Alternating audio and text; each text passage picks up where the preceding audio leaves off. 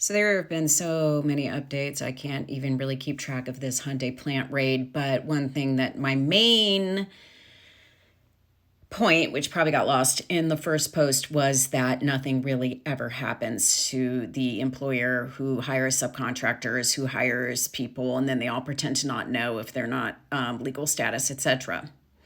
And then when you hire people who are undocumented, obviously it drives down wages, takes jobs away from other people, and those people are less likely to report violations, like safety violations, and they can really be taken advantage of, which is not okay. And it's not okay for these subcontractors to just say, oh, my bad, we didn't know. And for the main employer to be like, oh, my bad, we didn't know because they were subcontractors. Nice try. It doesn't work that way. Anyway, the Hyundai plant has had like a lot of OSHA violations, but like they're really pretty toothless when in the scheme of things. And I started going down the rabbit hole looking at various different contractors. Eastern Constructors was one of them.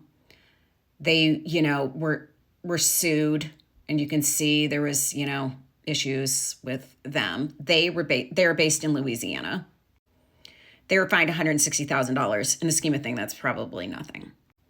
Found some more subcontractors. Syscon, H&B USA, and PPE Trading Company. Didn't pay raises, didn't pay overtime pay. Just general bad treatment. $43,000. That's like nothing to them. Who is Syscon? I took a look. They're crafting a legacy of excellence and innovation. A beacon of innovation and excellence, if you will. I believe they were based in Norcross, Georgia. Then you have PPE Trading Company. They're right here. They're listed in Decula right here as the principal address. When you go to that address, it's somebody's house. So, yeah.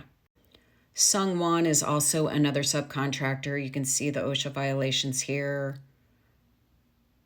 Again, like $23,000, $22,000. You're talking about millions of dollars in contracts. So that's nothing. There have been 13 OSHA investigations at the mega site. Took a look at Sungwon. Principal office registered agent right here.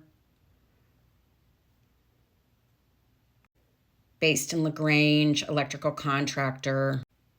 It's the facility right here. They get a review from someone who seems suspiciously like they may, work for the company. Professional skills with kind mind. And the people here, Daniel Kim is assistant project manager. That's pretty much the only person listed. Again, here's an investigation with Eastern Constructors after the fatal fall at the work site, failed to follow protection requirements. They're based in Louisiana right here. Brad Kincaid, principal owner. Geismar, Louisiana.